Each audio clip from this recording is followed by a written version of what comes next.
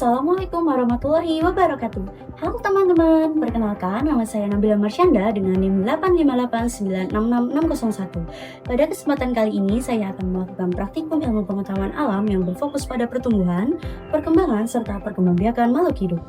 Pertumbuhan merupakan proses bertambahnya ukuran, volume, dan massa makhluk hidup yang bersifat irreversibel atau tidak dapat kembali ke keadaan semula.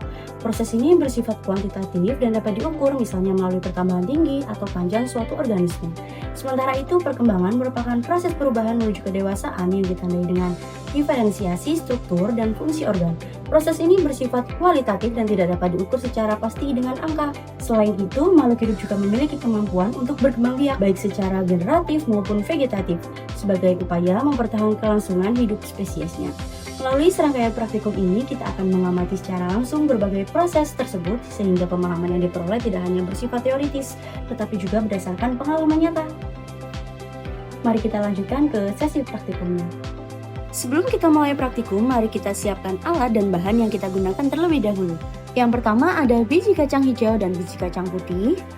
Lalu ada kapas atau tisu sebagai media tanam sederhana, air sebagai sumber kelembapan, adapun wadah transparan untuk memudahkan pengamatan, serta penggaris yang digunakan untuk mengukur pertumbuhan setiap harinya. Langkah yang selanjutnya, basahi kapas menggunakan air secukupnya hingga mencapai kondisi lembab. Lalu setelah itu letakkan secara merata di dalam wadah hingga menutupi bagian dasar. Perlu diperhatikan bahwa kapas tidak boleh terlalu basah atau tergenang karena dapat menyebabkan biji mengalami pembusukan.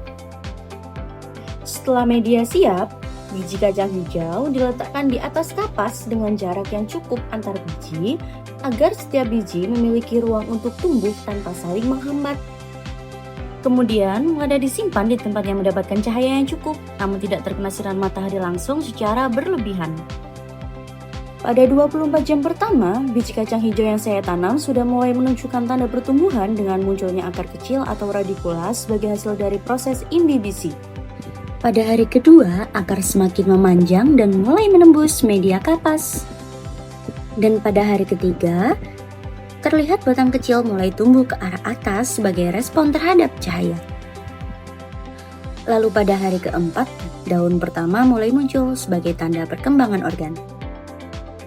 Pada hari kelima, tanaman semakin tinggi dan struktur tumbuhan semakin lengkap. Jadi, pertumbuhan pada kacang hijau ditandai dengan bertambahnya ukuran, sedangkan perkembangan ditandai dengan munculnya organ baru. Proses ini dipengaruhi oleh faktor internal dan eksternal seperti air, cahaya, dan suhu. Pada praktikum kali ini dilakukan pengamatan terhadap pertumbuhan dan perkembangan hewan menggunakan lalat sebagai objek pengamatan. Dan bahan yang pertama ada pisang yang sangat matang, wadah yang transparan agar kita mudah untuk melakukan pengamatan, wadah yang digunakan menghasilkan pisang dan tape, ada plastik dan karet digunakan untuk menutup hasil pengamatan, tisu sebagai media pembantu pengamatan, adapun lalat sebagai objek utama pengamatan. Langkah yang pertama adalah hancurkan pisang dan mencampurkannya dengan tape hingga menjadi media yang lunak. Setelah media yang lunak jadi, masukkan media tersebut ke dalam toples dan tentunya ratakan kepada setiap toplesnya. Setelah itu tisu dimasukkan ke dalam toples dan diletakkan di atas permukaan media pisang yang telah dihancurkan. Kemudian lalat dimasukkan ke dalam toples. Setelah lalat berada di dalam toples, toples ditutup menggunakan plastik lalu diberi lubang kecil menggunakan jarum pentul sebagai ventilasi udara. Dan terakhir, toples disimpan di tempat yang aman untuk dilakukan pengamatan setiap hari. Pada hari pertama, terlihat lalat mulai bertelur pada media yang kita buat.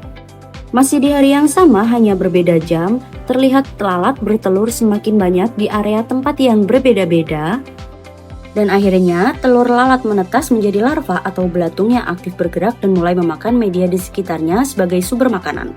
Pada tahap ini, larva juga berperan dalam proses penguraian bahan organik. Larva kemudian tumbuh dengan cepat karena aktivitas makan yang tinggi, sehingga ukuran tubuhnya yang semakin bertambah. Setelah mencapai tahap tertentu, larva berubah menjadi pupa sebagai fase peralihan, di mana aktivitasnya mulai berkurang karena sedang mengalami perubahan bentuk tubuh. Dari pupa tersebut, akhirnya berkembang menjadi lalat dewasa yang sudah memiliki bentuk tubuh lengkap, dapat bergerak aktif, dan siap melanjutkan siklus hidupnya kembali. Mari kita lakukan pengamatan terhadap bagian-bagian bunga spaktul sebagai alat perkembangbiakan generatif pada tumbuhan. Tangkai bunga berfungsi sebagai penopang dan penghubung dengan batang. Kelopak bunga berfungsi melindungi bunga saat masih kuncup. Mahkota bunga berfungsi menarik perhatian serangga penyerbuk karena warnanya yang mencolok.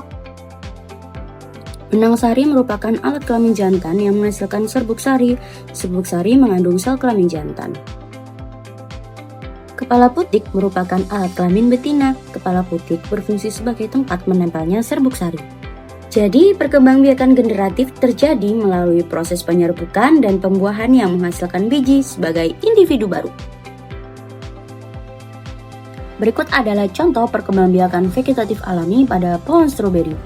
Tanaman stroberi berkembang biak secara vegetatif alami melalui geragi atau batang, atau juga yang bisa disebut dengan stolon yang menjalar di atas tanah.